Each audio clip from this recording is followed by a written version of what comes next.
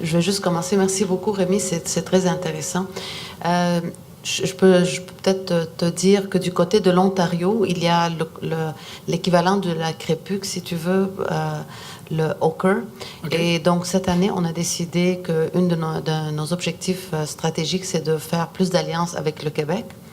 Ça va avec, je crois, le rapprochement entre les deux provinces, puis il y a beaucoup de similarités en termes de, peut-être pas les structures au niveau des gouvernements eux-mêmes, là, mais certainement des institutions de recherche. Donc, tu es le premier à le savoir, là, donc giving you heads up, et puis j'espère que tu vas pouvoir nous aider là-dessus.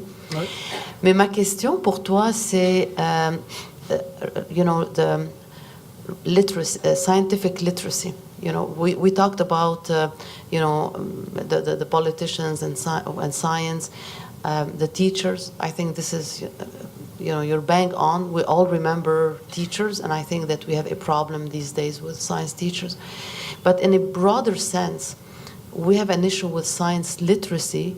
I think that's going to start affecting even how we develop as a society, because you know, if most people don't understand some terminology or some principles, I think that, you know, we're getting all these scare tactics, be it the development of the North or be it, you know, genetically modified organism and stuff like this. So I'm wondering if you've thought about it and if you have any, you know. No, that's certainly. I think the first part on partnership between Quebec and Ontario. Yeah, we are certainly very open. The previous PM, Charest, was very open to partnership. There is interest, for example, Ontario Brain Initiative to do things in the neuroscience area, nanotechnology, photonics. So there's a lot of opportunities. And for us, I think, at least that's what we say in Quebec, the competition is not with Toronto. It is a little bit, but it's really more the world. It's really more at the international. So we need to team up. We're small, although bigger, but it's small. So that's the good point. The other point, yes, science literacy, and there is no probably right or wrong or magic answer. One little thing that we are trying, and we have not succeeded yet, but is really with these jeunes chercheurs étoiles, étudiants chercheurs étoiles. Si on peut les avoir, if at the end of the day we could have some every month having these 3 features, half a page in the Journal de Montréal, then they could start to talk they could answer questions, Twitter, Facebook, whatever. The young kids are open to that. So it's more a matter of convincing the editor of the journal that will not necessarily help to sell his paper, but it will not harm. So, and then maybe slowly, but I think the public overall, when I visit various groups or talk to lay audience, they are very keen, very interested.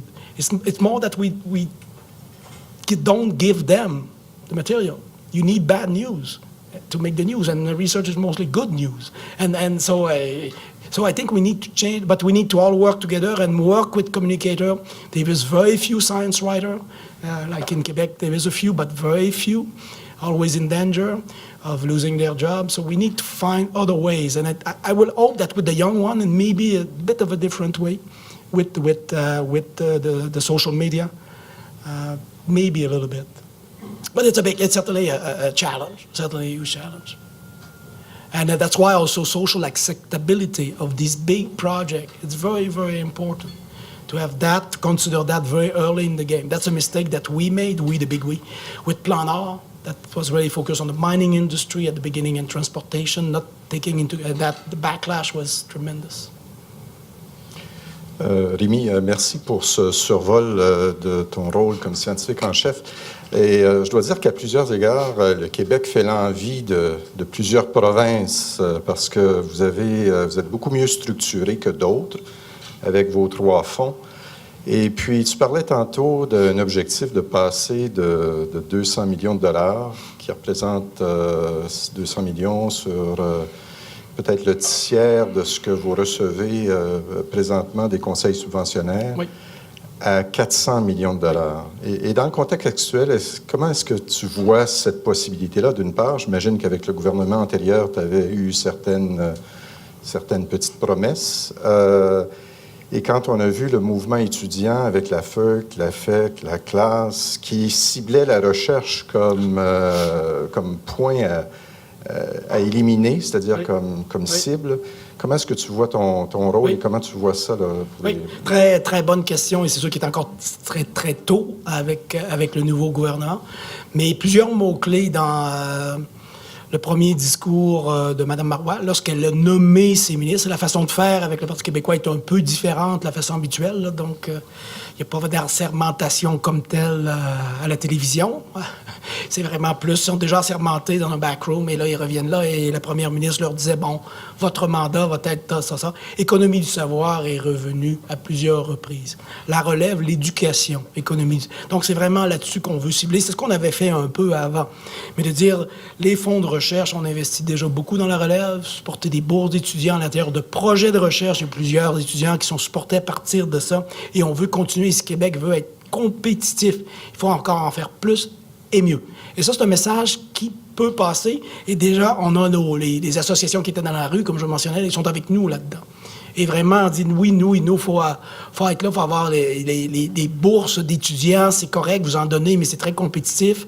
Et en plus, dans des circonstances un peu, avec des conditions, je devrais dire, très, très dures. Donc, par exemple, dans des domaines de sciences plus sociales, par exemple, si on leur dit, bien, vous devez faire votre maîtrise en 1 an, votre bourse est pour 1 année. Presque pas personne. Juste attendre à comprendre un peu comment ça fonctionne. Par exemple, dans le Nord, si on fait un projet avec des groupes autochtones, ça prend 1 année juste pour ça, là, minimum. Fait qu'il faut changer les règles, être un peu plus flexible, en même temps que les universités mettent une pression pour dire, bien, il faut les former plus rapidement, puis faire tourner la roue. Fait qu'aussi, là, on est après penser au financement des universités au Québec, qui c'est peut-être un peu la même chose, par tête de pipe, là. C'est un modèle qui fonctionne plus très bien. Fait qu'il faut l'actualiser aussi, ce côté-là. Donc, je pense que la relève, très important. Économie du savoir, très important. Et aussi des grands domaines. C'est certain qu'on veut supporter la recherche fondamentale, mais on veut être capable d'inclure ça dans nos grandes demandes, si on veut. Parce que si on y va seulement dire on a besoin de doubler le budget, c'est bien évident que ça ne marche pas. C'est vraiment arriver et dire pour la relève, c'est un des éléments. Et l'autre élément, c'est certains des grands projets intersectoriels dont j'ai parlé aussi. Ça aide. Pour Régent Hébert, le message est très... Lui, son mandat est très clair. Le vieillissement, c'est là, front and center, pour la première ligne. Et là, développement durable, notre nouvelle ministre, du côté environnement et du côté développement durable au Québec, là, c'est assez à gauche. Là, fait que, là aussi, il va y avoir beaucoup à faire en termes de recherche. Donc, je pense que ce ne sera pas facile. Mais je pense que... moi, je suis assez optimiste là, et confiant qu'on va y arriver. Mais il faut avoir tous la même voie. Il faut que oui, les trois fonds travaillent ensemble de plus en plus et très étroitement avec nos universités. Et ça, reste un défi. Monsieur Quirion, le ministère du Développement économique au Québec est en train de préparer son plan triennial sur la stratégie québécoise. Oui. Alors, avec le nouveau gouvernement, où est-ce que cet exercice se situe maintenant? Est-ce que c'est le nouveau ministère qui va s'occuper de revoir ça? Et est-ce qu'ils vont reprendre le travail ou est-ce qu'ils vont continuer ce qui était déjà en marche? Très, très bonne question. Parce qu'il y a eu des consultations à ce sujet-là déjà, oui, avec les groupes, oui, les groupes intéressés, etc. Oui, très, très bonne question. Il y a eu des consultations avec l'ACFAS, qui a reçu environ 67 mémoires, des consultations avec l'ADRIC, qui est plus un regroupement du secteur privé. Eux, on a eu 37, je crois. Alors, ils sont après à faire les analyses de tout ça. On a une réunion le 11 octobre du comité consultatif pour continuer tout ça. Et ça continue.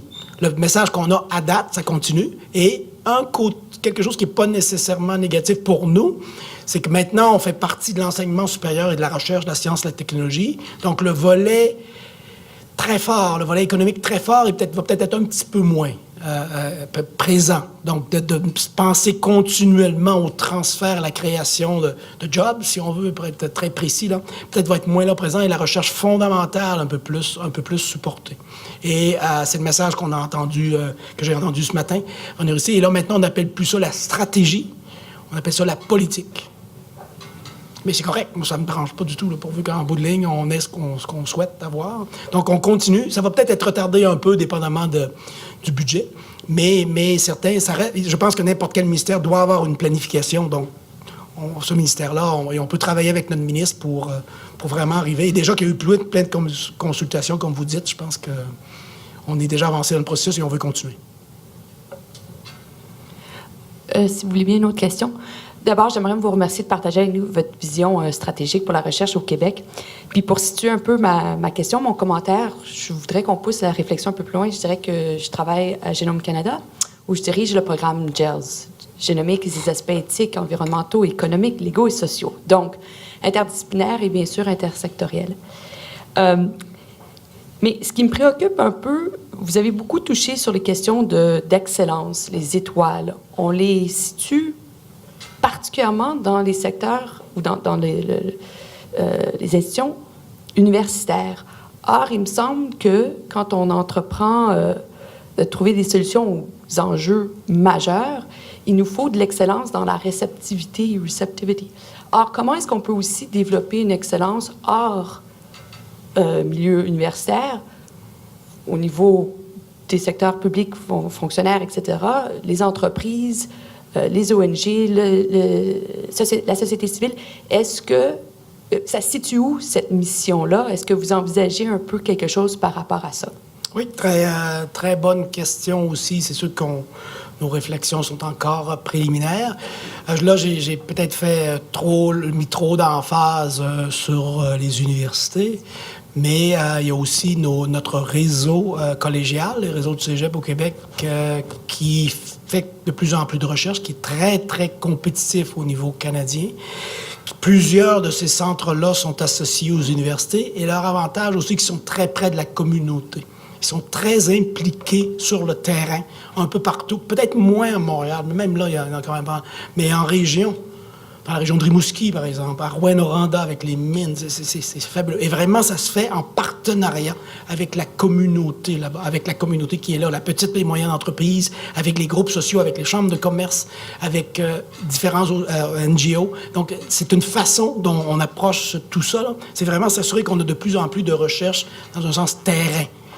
Pour le Nord, ce qu'on a, là, comme j'ai mentionné, c'est que finalement, ça doit être en partenariat. C'est deux co-applicants. Il va y avoir quelqu'un qui va venir de l'université ou du cégep, qui va signer la demande avec les autorités universitaires, mais il va y avoir aussi quelqu'un qui est terrain. Ça va être le regroupement du village autochtone, ou ça peut être la compagnie, ou ça peut être une compagnie minière, mais le partenaire va être là, et il va y avoir des engagements à prendre des deux côtés. Donc, en termes de pertinence, des questions de recherche, du projet de recherche qui va être soumis, déjà, il va y avoir ce premier filtre-là avant que ça nous soit soumis. Donc, on veut de plus en... on ne fera pas ça tout azimut, mais pour certains grands projets, on peut le faire et je pense qu'on doit le faire. Et si on fait ça aussi, mon biais, mais on verra comment... Si ça marche un peu, c'est qu'on va aller chercher aussi une portion de notre communauté, des gens dans ces régions-là, dans les villages, qui vont avoir une plus grande sensibilité. Moi, je suis assez... quand je suis allé à Rimouski et parler avec le public là-bas, et vraiment, l'importance de l'université de Rimouski pour la ville de Rimouski, c'est énorme. C'est le premier employeur. Et ils sont connectés dans toutes sortes d'affaires partout avec les réseaux, les petites et moyennes entreprises, avec le village, avec la ville, avec la mairie. Et je pense que c'est très important d'avoir ça un peu plus aussi. Et là, si on pense, vous dites que vous êtes plus du côté... éthique, ça aussi, c'est très important, tout cet aspect-là, d'inclure ça dans ces grands programmes, dans ces grandes programmations-là, c'est tout à fait critique.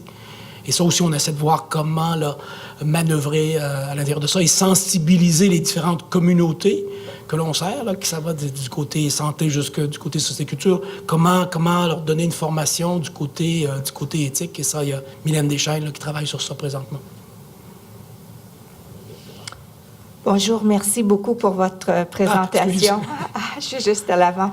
Je vais retourner à la question de Mona par rapport à la littératie de la science, puis à l'importance des communications de la science, parce que, comme vous avez dit, il n'y en a pas, puis le Journal de Québec ou le Journal de Montréal parle très peu de science. Je me demandais si vous aviez eu des discussions avec, entre autres, par exemple, des organisations comme le Centre de sciences de Montréal ou encore la Boîte à sciences à Québec. Oui, je fais partie d'un regroupement, un membre honoraire, je pense, des communicateurs scientifiques du Québec. Là, une des premières sorties que j'ai fait était pour rencontrer ces gens-là, Donc, oui, la Réunion était au Centre des sciences, donc on a bien les gens là-bas. On fait partie Eureka, un festival Eureka qui se passe à Montréal, dans le Vieux-Port. Fait que ça, on fait partie de ça. Et on va continuer à développer ça. Mais il faut faire, je pense, un peu plus que ça. Il faut aller à un autre niveau. Et il faut le répéter probablement assez souvent aussi. Il faut répéter le message en utilisant différents exemples, mais il faut le faire... C'est lourd, mais je pense qu'on peut y arriver. Il y a certains regroupements au Canada qui sont très, très bien aussi, là, qu'on pourrait essayer de faire peut-être plus de réseautage, là, parce que là, présentement, il y en a un peu comme peut-être les fonds. Puis on essaie de diminuer ces silos-là. C'est assez fragmenté, puis il y a peu d'argent. Fait que tout le monde reçoit un petit peu d'argent pour faire un petit peu quelque chose, puis tout le monde est il faut survivre. Fait que peut-être qu'il y a moyen, si on a moyen peut-être d'organiser ça un peu mieux, là. Je pense que ce sera l'avantage de ça. Oui. Ah, super. Non, si on peut le faire, je pense que c'est très, très important. Puis il y a des émissions au Radio-Canada, en français, Radio-Québec, Télé-Québec, qui sont vraiment bien aussi. Mais ça reste pour le Code Chastenay, par exemple, qui est vraiment très bien. Il y a Yannick Vildius qui le fait. Mais c'est probablement presque toujours le même public. Donc, il faut élargir ce public-là. Et il faut savoir quel outil on doit développer pour élargir ce public-là. Ça, c'est pas aussi évident. Mais je pense, moi, mon biais, c'est d'y aller avec des jeunes, là, ça peut peut-être aider. Oui, bonjour. Je voudrais remonter dans les coulisses du pouvoir, parce que je trouve que c'est une question fort intéressante. Vous relevez d'un seul ministre. Je me demande jusqu'à présent quelle a été votre interaction avec les autres ministres dans le gouvernement libéral. Et ma deuxième question se rattache à la première. Est-ce que vous préfériez relever directement du premier ministre? Bonne question. Pour la deuxième partie, relever directement du premier ministre pourrait avoir ses avantages, parce que la commande vient bien sûr du plus haut, mais il faut être certain qu'on peut voir cette personne-là, qu'on peut interagir avec lui ou elle directement, pas seulement par des intermédiaires. Donc, avoir une carte d'affaires qui a un beau titre, mais rien de plus, ça, c'est plus ou moins intéressant. Donc, d'avoir quelqu'un qui est là, qui est à l'écoute, ce que j'ai eu le plaisir d'avoir à date, là, je dois dire que c'était bien. Ce qui fait que, avec le ministre Gignac, très court, avec le ministre Amad aussi, mais j'avais des réunions très fréquemment, statutaires, avec le ministre. Et c'est un ministre qui était assez impatient, un ingénieur très carré. Donc, les réunions duraient pas 5 heures, mais c'était parfait. Hein, ça arrive, tu as 1 heure, tu passes au travers des dossiers, c'est très, très... Et aussi, et j'espère que ça va rester la même chose, je pense que oui, la culture, quand même, de ce côté-là, au Québec, est un peu différente de la culture au gouvernement fédéral. Moi, j'étais plus habitué avec les IRSC, le travail que j'ai fait là, et c'était surtout Alan Bernstein qui était le président, et comment on pouvait parler à un autre ministre, ou à un autre... Ouf, c'était pas évident, c'est notre ministre. Et moi, la première... Quand on a discuté budget à l'automne dernier, j'avais dit à mon ministre en titre, à M. Amad, lui avait déjà parlé au ministre des Finances, M. Bachand, et l'équipe de M. Bachand, puis bon, il est revenu, puis il dit, ça n'a pas marché, puis bon, c'est correct, hein, c'est sûr que c'est pas toujours simple. Puis je dis, est-ce que je pourrais aller voir M. Bachand? Ben, tu dis, oui. Pourquoi tu demandes ça? Fait que c'est sûr qu'ici, ça n'aurait pas été facile de faire ça. Fait que d'aller voir et le ministre de la Santé, M. Bolduc, je le voyais très, très souvent. Et là, j'ai déjà parlé. C'est juste arrivé comme ça parce que Régent Hébert, je le connais bien. Régent m'a appelé, puis je lui ai parlé. Là. Il n'était pas ministre il y a 2 semaines, puis là, il me l'est. Fait qu'on a discuté de différents... Fait que de ce côté-là, c'est assez ouvert. C'est plus petit. Tout le monde se connaît jusqu'à un certain point.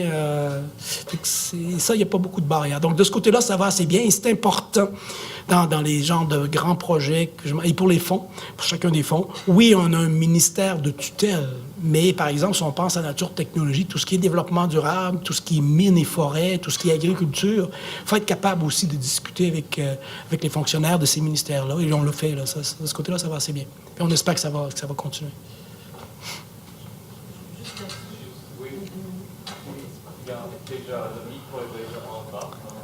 Hi there. You've spoken already to the science literacy in primary, secondary schools, as well as the graduate level, but I find that in the undergraduate level, there's, whether you're in science or you're in arts, there's a big disconnect in the scientific knowledge that, or rather, one faculty has of the other. I was just wondering if you have any strategies towards that. Yeah, we decided to, and it could change, but we decided to focus more at the primary school and high school at this point. It doesn't mean that we're forgetting college and undergrad. And I fully agree with you that there is needs there, and maybe there is need to. How could I say that? I think we. That's a big one. I think we need to change the university system. That's another big one. We'll not solve that in my term. But we're still organized the way we were organized 100 years ago. And when I was at CIHR, was new, totally new at the first, so that was fabulous. Like that job here. It's nothing, you start with nothing. So that's fun. That's what I like. So with CIHR, you start, we made a lot of mistakes. People tell you, don't do this, I did not know. And you say that a few times, after a while, it doesn't work anymore. When I left, I finished my term at CIHR, and Heather Monroe-Bloom, the principal at McGill, said, well, Remy, you cannot just go back to your lab and this thing, so they appoint me. And what I realized, it was much more difficult to change things at McGill than in the federal government. And when I mentioned that to Heather at the beginning, she went, whoa, whoa, whoa. But McGill is 190 years old. CIHR was new, 10 years. So McGill is older than the country. So to change things, it's extremely difficult. And one of my role there was advisor for health science. So I said that when the faculty of medicine, it's not really what we need these days. It's a faculty maybe of health sciences. And then we start to, then we say, well, maybe it's a faculty of health. Because really that's what we want, it's health, not just be. And then when I presented that, Heather liked it, and Tony Massey liked it, the provost, present that to the colleague. She said, well, you come and present that to the VPs. And I was like, wow. So, Kerian want to take over. So everything will be health now. So, but in a sense, it will, if we were to move in that direction, and of course I understand all the issue, but it changed the way we train the next generation of medical doctor. Because you're exposed to other things. It's already enough. Already they study like crazy. But how you organize the system, how you business, how ethics, humanities. We need to find more bridges and to kill departments or faculty. And that's a big one because everyone is very, very, very protective. But when I talk with a student, like at McGill, when I did the tour, although I've been in McGill for a long, long time, when I visited one of the group, Kermit, it's music and engineering. So he had one young student there, an engineer, master in undergrad and then master in engineering. Now she's doing a PhD in music. And she said, well, I have to decide in the morning, am I an engineer or I'm more on the music side? And it's still very hard. And that would be hard for us too, because we want to start more of this program. But just to make sure that we foster these type of fellowship and studentship at the level of the province. But just the peer review, how to organize the peer so that to have people that truly are open to this type of interdisciplinarity type, and it's hard. And the way the university are financed by the number of students that you have in one group compared to the other doesn't promote that. So we need to find other ways, and I'm sure that the VP are talking about that and thinking about that. But it's challenging, but we need to move in that direction. We just have time for one last question. Merci, Monsieur Kerian, pour cette présentation de la politique scientifique au Québec. C'était très intéressant. Donc, je suis Félix Portello, je travaille à l'ambassade de France au service scientifique.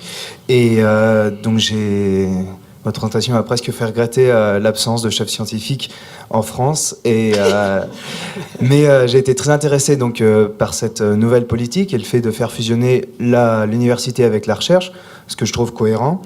Et je voudrais en fait m'intéresser à votre vision de la recherche pour l'international, puisque vous parlez de recruter un maximum, enfin d'attirer les étudiants étrangers. Donc je pense que c'est déjà le cas pour les étudiants français qui représentent un tiers des étudiants étrangers au Québec. Et je voudrais savoir quelle va être votre position donc, pour les chercheurs, si vous avez tenté d'internationaliser la recherche dans les deux sens, Donc après, parlons plutôt de l'Union européenne en général. Et ensuite, quelle va être votre position aussi pour non pas attirer les étudiants étrangers au Québec, mais aussi, pourquoi pas, la mobilité des étudiants québécois vers l'Union européenne ou même l'international? Oui, très bonne question. Premier point par rapport aux scientifiques en chef, j'ai déjà des discussions avec des collègues en France. J'ai rencontré, là j'oublie son nom, j'ai un blanc, l'ancienne astronaute française qui est allée à la Space Lab avec les Russes. Ah, elle est en charge maintenant du Palais de la Découverte. Elle est fabuleuse. Elle est vraiment faire plein de choses. La forme, elle, vraiment, avec les tablettes Apple, et vraiment là, de faire des choses avec les jeunes enfants, même avant qu'ils aillent au primaire. Là, c'est quand même, ils commencent à faire des choses et on veut faire des partenariats. Ils gagnaient quelque chose comme ça. Pardon? Oui, c'est ça. Oui, elle est incroyable. Donc, puis je l'avais invitée pour le sommet. Là. On va voir si ça va être elle encore au printemps, mais je pense qu'il y aurait des belles choses à faire. Et ce qu'on veut faire du côté de programme international, on ne pourra pas aller tout azimut parce qu'on n'a pas tous les moyens du monde, mais c'est évident. Je pense encore plus avec le Parti québécois, la visibilité internationale va être critique. Et très certainement qu'un partenaire essentiel est notre voisin du Sud, avec les États-Unis. Et c'est pour ça qu'on a Julie Payette là-bas, et par la suite, ça va être quelqu'un d'autre. Lorsqu'on voit ce qui se fait, par exemple, dans la région de Boston, dans tous les domaines, c'est incroyable. À Montréal, nous, on a prêt à construire 2 grands centres de recherche, 2 nouveaux hôpitaux universitaires. Et on est très fiers, et avec raison de tout ça. Tu vas à Boston, c'est sur les coins de rue, là, ils sont presque tous là. C'est incroyable. Et on fait beaucoup, on essaie de faire beaucoup très loin, mais eux, ils sont tout proches, là. Il y a plein de Québécois qui ont migré là il y a 100 ans. Il y a des liens naturels à faire plus avec ces groupes-là. La France, incontournable. Incontournable pour le précédent gouvernement, mais incontournable pour le gouvernement actuel. Donc, certainement qu'on veut développer les partenariats. On va en mission, les 3 directeurs scientifiques et moi, début décembre, pour une semaine, rencontrer l'ANR, CNRS, etc., tous ces CEA et tous ces groupes-là. Et là, ce qu'on veut faire, c'est d'aller un peu plus loin. Parce qu'on a, oui, des bourses d'étudiants. Il peut y avoir des étudiants ou des postdocs québécois qui vont en France comme ils peuvent aller dans d'autres pays. Et l'inverse, il y a beaucoup de, comme vous dites, de jeunes Français qui viennent ici. Mais on veut un peu plus que ça. Je pense que maintenant, de payer des billets d'avion, on peut tous se le permettre. On est capable de faire ça. C'est pas compliqué. Il faut aller plus que ça. On va avoir des vrais projets. Des projets de recherche où vraiment il y a un chercheur québécois, un chercheur français. Et ça s'est fait dans certains domaines, comme par exemple l'Alzheimer, etc. On a fait des choses. Et dernièrement, ça s'est fait par le Fonds Société Culture, qui est à date celui qui avait le moins fait à l'international. Ils ont lancé un appel d'offres, ils pensaient d'avoir 20 propositions. Et là, c'est pas ciblé, c'est tous les domaines sous le chapeau de Société Culture. Ils pensaient d'avoir 20-25 demandes. Il y en a eu 98. Des projets costauds. Et dans tous les domaines. Il y a de la littérature, il y a de la religion, il y a de l'économie, des sciences sociales. Donc, il y a de l'intérêt et une capacité de recherche. Et c'était financé, pas énormément, mais quand même, 75 000 $ par année pour 3 ans, équivalent des 2 côtés. Là. Donc, quand même, 150 000 $ par projet par année. On peut faire quelque chose, incluant supporter des étudiants, mais on va aller plus loin que ça, des vrais projets de recherche. Et ce qu'on a commencé à discuter sur notre comité à l'international aussi, le fait francophone, c'est de peut-être, si la France a délaissé certains pays, en Afrique par exemple, au Maghreb ou autre, ben peut-être que nous, on pourrait prendre une place là-bas. Il y a peut-être des opportunités pour le Québec là-bas. Donc mais on va le faire en partenariat avec les collègues français très certainement. Donc beaucoup d'opportunités de meilleurs partenariats dans le futur.